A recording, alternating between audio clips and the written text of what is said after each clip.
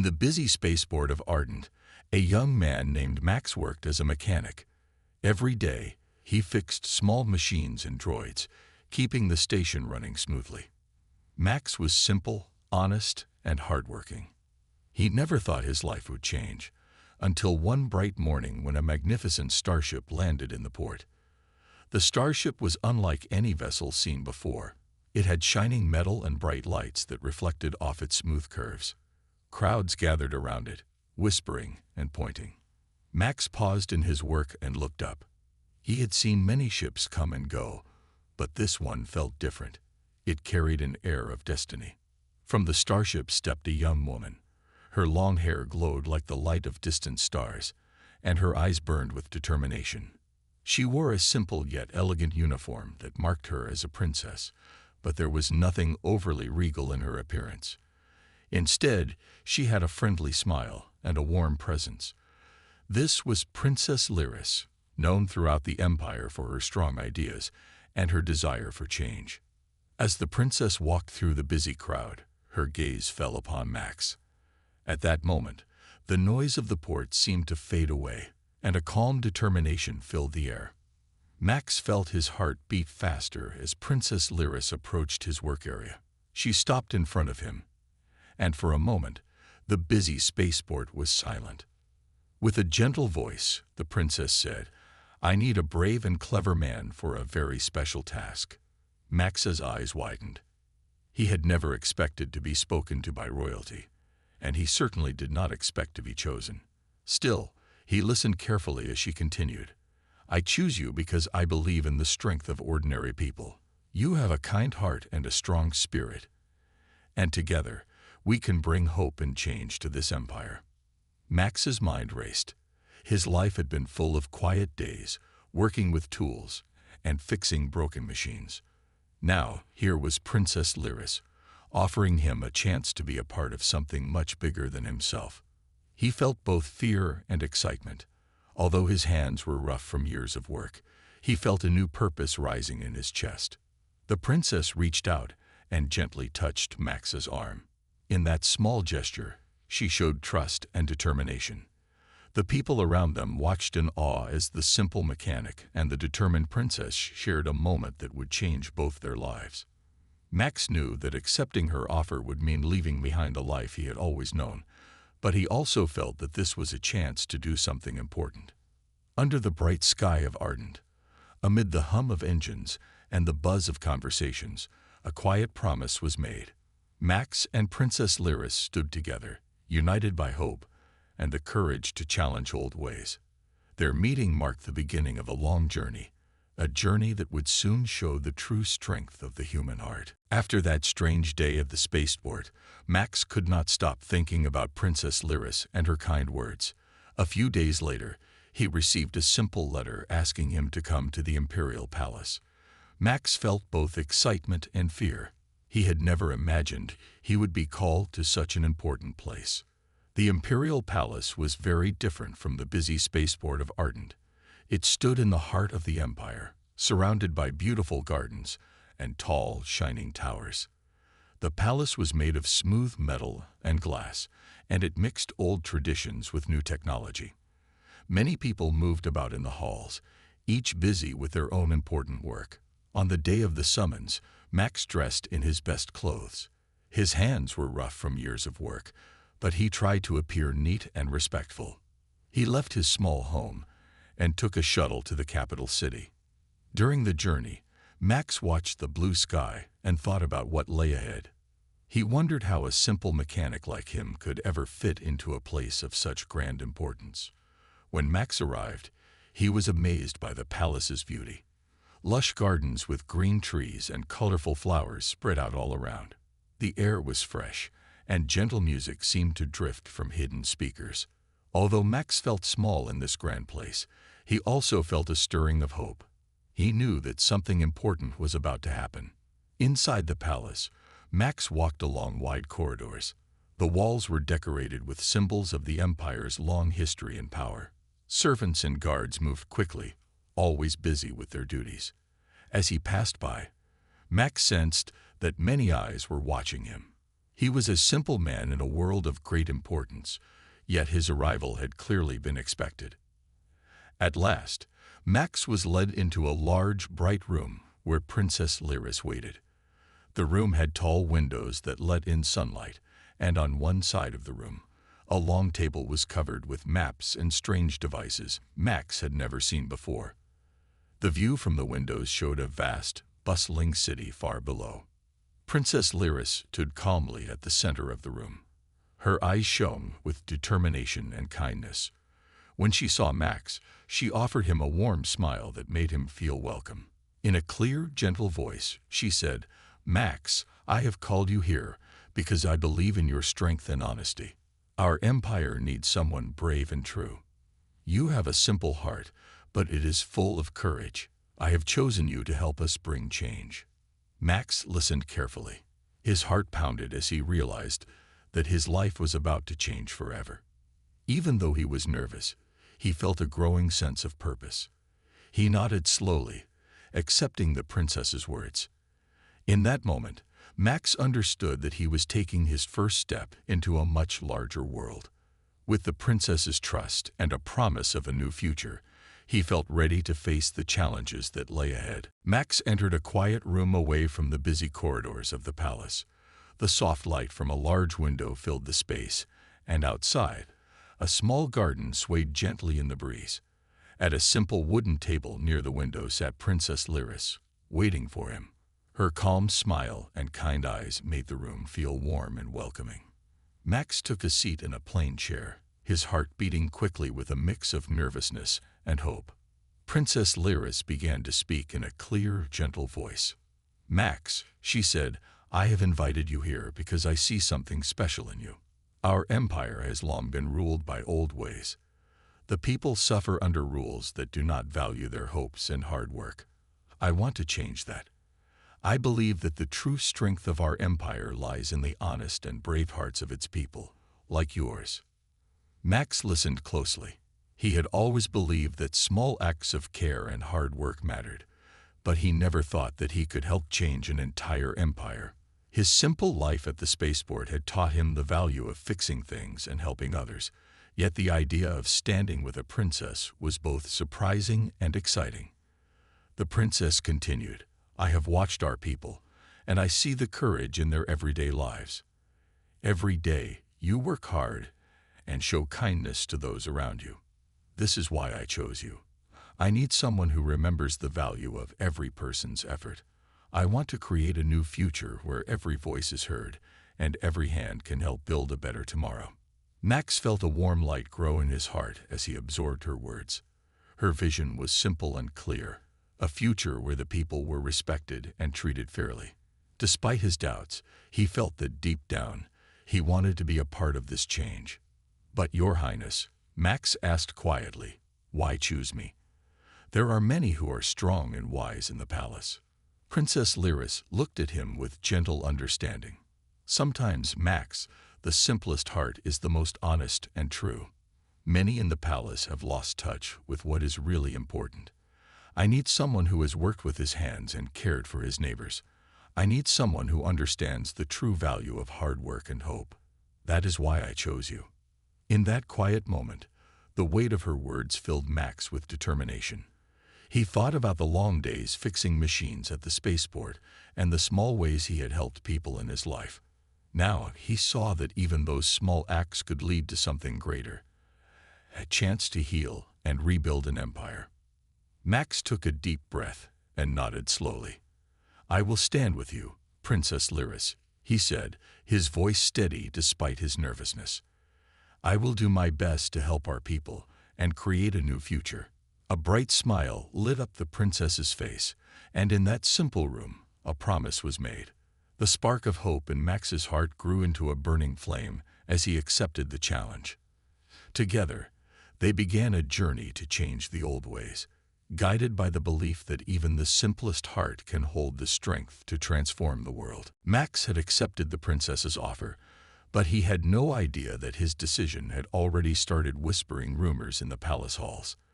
The nobles and high officials of the empire did not like change, and they certainly did not like an outsider, a simple mechanic, being close to the princess.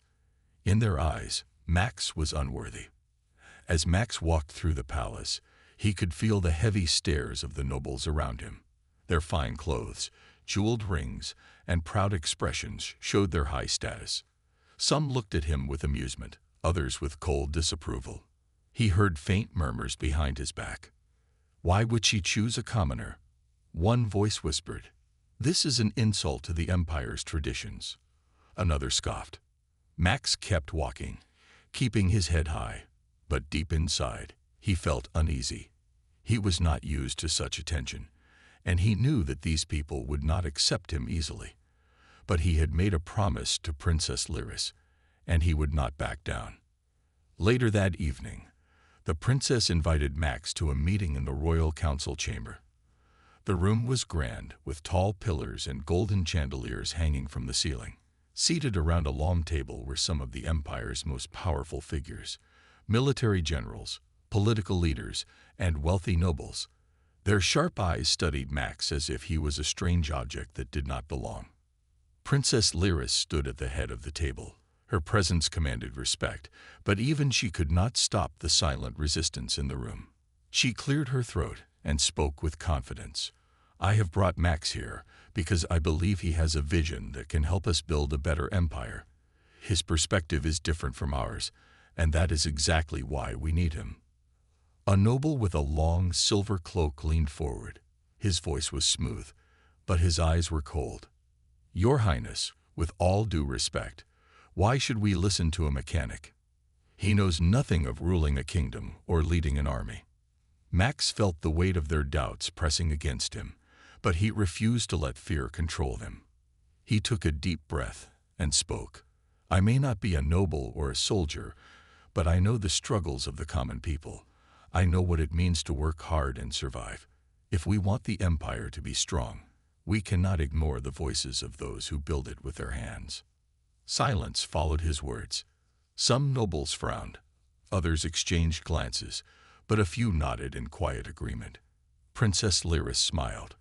"That is exactly why I trust him," she said. But Max knew this was only the beginning. In the shadows, there were those who would not accept change. Some would try to stop him, and others might even try to remove him. The battle for the Empire's future had already begun, and Max had stepped into a dangerous game. Max had faced the nobles' doubts, but he knew that words alone would not be enough to change their minds.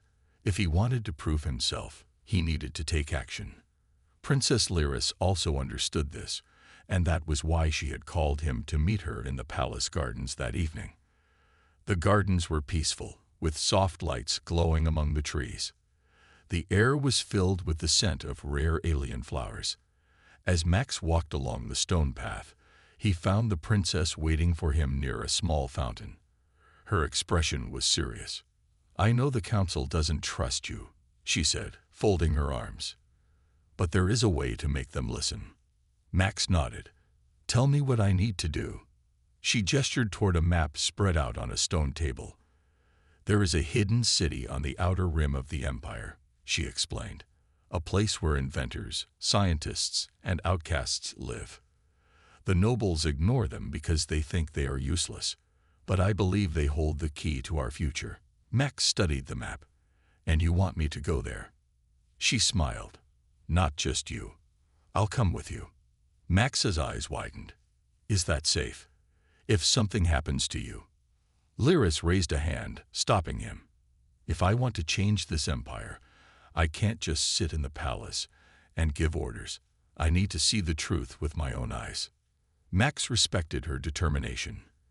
He knew this journey would be dangerous, but he also knew that the princess was right. If they could gain the support of the hidden city, they would have the knowledge and technology to challenge the old ways. The next day, they left the palace in disguise. Max wore a simple traveler's jacket, and Lyris covered her royal features with a hooded cloak. Along with a small group of trusted guards, they boarded a fast ship and set off toward the hidden city. The journey was not easy. As they neared their destination, their ship was attacked by space raiders, criminals who ruled the lawless regions of the empire. Blaster fire filled the air, and Max quickly took the controls of the ship, dodging enemy fire with sharp maneuvers. Lyris, instead of hiding, grabbed a weapon and joined the fight alongside the guards. Max saw a new side of her, brave, determined, and unafraid of battle. With teamwork and skill, they managed to escape, but it was clear that their enemies did not want them reaching the hidden city. When they finally landed, they were greeted by a group of exiles, their faces wary and suspicious. "Why have you come here?" one of them asked. Lyris stepped forward and pulled back her hood, revealing her identity. "Because I believe your knowledge can change the future," she said. Max watched as the exiles exchanged uncertain glances. He knew that this moment could decide everything. If they refused to help, their plan would fail before it even started. But if they agreed, the Empire would never be the same again. "You said." The exiles stared at Princess Lyris in shock. A member of the royal family had never come to their hidden city before. Some looked curious, others suspicious. A tall man with a mechanical arm stepped forward. His eyes were sharp, scanning her carefully. "You expect us to trust you, Princess?" he asked. "Your family abandoned us long ago. Why should we believe you're different?" Lyris did not flinch. She looked straight into his eyes. "Because I am not my ancestors," she said firmly. "I came here because I know your knowledge, your skills, are the future of this empire. The nobles fear change. I do not." The crowd murmured among themselves. Max could feel the tension in the air. He knew that gaining their trust would not be easy. Max stepped beside the princess. "I come from the working class," he said. "I've seen how people struggle every day while the nobles live in luxury. Lyris wants to change that, and we need your help." The man with the mechanical arm, who introduced himself as Derek, studied Max for a moment. Then he gave a small nod. "Fine," he said. "We'll listen. But talk is cheap. If you want our trust, you'll have to prove it." The test of trust. Derek led them through the hidden city. Unlike the polished metal of the Empire's capital, this place was built from scraps, recycled starship parts, old machinery, and underground tunnels. But despite its rough appearance, it was full of life. Engineers worked on strange new technologies, scientists studied data, and skilled workers built powerful machines. "The Empire has wasted our talents," Derek explained. "We have developed technology that could change the galaxy, but they ignore us. They fear us." Lyris clenched her fists. "Then it's time we make them listen." Derek stopped in front of a massive half-built war machine. "This is the Titan," he said, "a walker that could challenge the Empire's strongest warships. But it's unfinished. We need an energy core to power it." Max studied the machine. He could see its potential. "Where can we find the core?" he asked. Derek sighed. "A noble lord controls the only available core on this planet. He keeps it in his fortress, heavily guarded. If you're serious about working with us, help us steal it." Lyris smirked. "Stealing from a corrupt noble. That sounds like the perfect start to our rebellion." Max felt excitement rush through him. This was no longer just about words. This was action. This was their first step in challenging the Empire's old ways. As the sun set over the hidden city, plans were made. Lyris, Max, and the exiles prepared for their mission. They knew the risks. If they failed, they would be hunted. But if they succeeded, they would light the first spark of rebellion. And once that spark caught fire, there would be no stopping it. 2 seconds, night had fallen over the planet, casting long shadows over the noble lord's fortress. The air was tense as Max, Princess Lyris, and the exiles prepared for their mission. They hid in the ruins near the fortress, watching the guards patrol the entrance. The energy core they needed was locked deep inside, protected by security drones and elite soldiers. Derek crouched beside Max, checking his weapon. "This is it," he whispered. "If we get caught, there's no escape. Are you sure you're ready for this?" Max took a deep breath. He had never been part of a heist before, but he knew this was necessary. "I didn't come this far to turn back," he said firmly. Lyris placed a hand on Max's shoulder. "We do this together," she said. "No one gets left behind." With a final nod, the team moved forward. They split into small groups, sneaking through the fortress walls.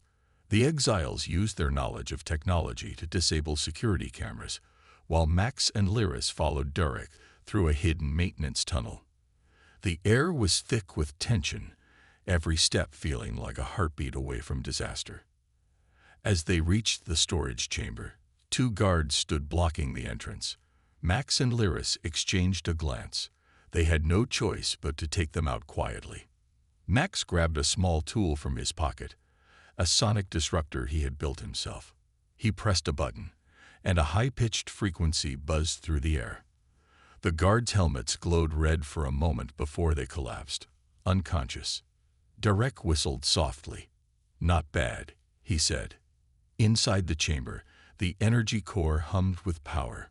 It was a glowing sphere, pulsing with raw energy. The moment they stepped closer, an alarm blared. "Move!" Lyris shouted. Guards flooded the room, weapons drawn. Blaster fire filled the air as Max ducked behind a crate. Derek shot back, covering their escape, while Lyris used a stolen energy blade to fight off the soldiers. Max knew they had no time. He rushed to the control panel, his fingers working fast. He rewired the locks and released the core from its restraints. It hovered slightly, now free. "Got it," Max called. Derek grabbed the core, and they ran toward the exit. More guards chased them, but the exiles outside had set up an ambush. Explosions rocked the fortress as smoke filled the air. Max and Lyris barely made it onto their transport before the fortress alarms filled the sky. The moment the ship lifted off, they knew they had done the impossible. As they soared back to the hidden city, Lyris turned to Max with a smile. "You're more than just a mechanic, Max," she said. He smiled back. "And you're more than just a princess." With the energy core secured, the rebellion had truly begun. The Empire would soon feel the power of those they had ignored for too long. Max didn't have much time to rest after the daring heist. Back in the hidden city, the stolen energy core was immediately installed in the Titan. The massive walker hummed to life, its lights flickering on, its joints shifting for the first time. The exiles cheered, but everyone knew this was just the beginning. "The Empire won't stay quiet," Derek warned. "They'll come for us." Princess Lyris stood at the front of the crowd. "Let them come," she said. "We'll show them what we're made of." Her words sent a wave of determination through the people. The next day, their worst fears were realized. Imperial warships appeared in the sky, their sleek forms blotting out the sun. The Empire had discovered their location. The rebels had no choice. They had to fight. Max quickly joined the other mechanics, ensuring the Titan was battle-ready. Sweat dripped from his face as he tightened bolts, adjusted controls, and tested the walkers' weapons. Nearby, Lyris and Derek organized their forces. They were outnumbered, but they had the element of surprise. As the Imperial ships began their assault, the hidden city erupted into chaos. Blaster fire rained down, and smaller defense mechs took to the field. The Titan, towering above them all, let out a deafening roar as its engines roared to full power. "Max," Lyris called over the comms, "we need the Titan at the front line." Max nodded and climbed into the cockpit. He had never piloted something so large, but he knew the stakes. The Titan responded smoothly to his controls, its massive legs stomping forward. It raised an arm and fired a powerful beam, slicing through an Imperial dropship. The rebels cheered, but Max focused on the fight. Below, Lyris led ground forces. Her energy blade flashed as she fought alongside her people, proving she was not just a ruler, but a warrior. Derek, with his mechanical arm, fought tirelessly to keep the Imperial troops at bay. Despite their courage, the battle was brutal. The Empire's forces were well-trained and heavily armed. At times, It felt as if they were about to be overwhelmed. Max pushed the Titan harder, blasting enemy ships out of the sky, crushing tanks, and clearing the way for rebel forces. "Hold the line," Laris shouted. "We can do this." Max felt the Titan take a hit, the cockpit shaking violently. The energy core flickered, but he refused to give up. "Come on, you big beast," he muttered, "just a little longer." The battle raged on, the rebels fighting with everything they had. Slowly, they began to push the Empire back. The Titan's power, combined with the ingenuity and determination of the exiles, turned the tide. One by one, the Imperial ships pulled back, retreating into the sky. As the last enemy ship disappeared, a wave of relief swept over the city. The rebels had won this fight, but they knew it was only the beginning. Max climbed out of the Titan, exhausted but proud. Laris approached him, her face streaked with dirt but shining with gratitude. "You did it, Max," she said. He shook his head. "We all did. Together." The battle for the heart of the Empire had been won, but their journey was far from over. The real fight, changing the Empire itself, had just begun. The battle was over. The hidden city, once just a haven for exiles, now stood as a symbol of hope. Smoke still lingered in the air from the intense fighting, and the ground was littered with the remains of Imperial drones and shattered mechs. But amid the wreckage, there was something stronger, a feeling that for the first time, the people had truly pushed back against the Empire. Max sat on a crate near the Titan, wiping grease from his hands. The towering machine, which had been the centerpiece of their victory, was finally quiet. Its massive limbs rested, its glowing core dimmed. Though it had been damaged during the fight, Max knew it could be repaired. For now, it had done its job. Laris walked over, her energy blade clipped to her side. She was covered in dirt and scrapes, but her eyes shone with determination. "You should be proud," she said, standing beside Max. "The Titan wouldn't have even stood without you." Max shrugged, though he couldn't hide a small smile. "I just made sure it didn't fall apart." "You did more than that," she said, placing a hand on his shoulder. "You showed everyone that it's possible to fight back, that we're not powerless." Around them, the exiles worked together, clearing debris and tending to the wounded. Many of them stopped to thank Max or nod respectfully as they passed. He felt a little awkward, not used to the attention, but deep down, he was proud to have earned their trust. Derek approached, his mechanical arm now sporting a few new dents. "The nobles aren't going to take this lightly," he warned. "We may have won the battle, but they'll be back, stronger and angrier." Laris nodded. "I know, but we've given the people something they didn't have before, hope. Now we build on that." Max looked out at the city, watching as people began to rebuild. He saw children helping their parents, engineers repairing walls, and fighters training for whatever came next. The hidden city was no longer just a safe haven.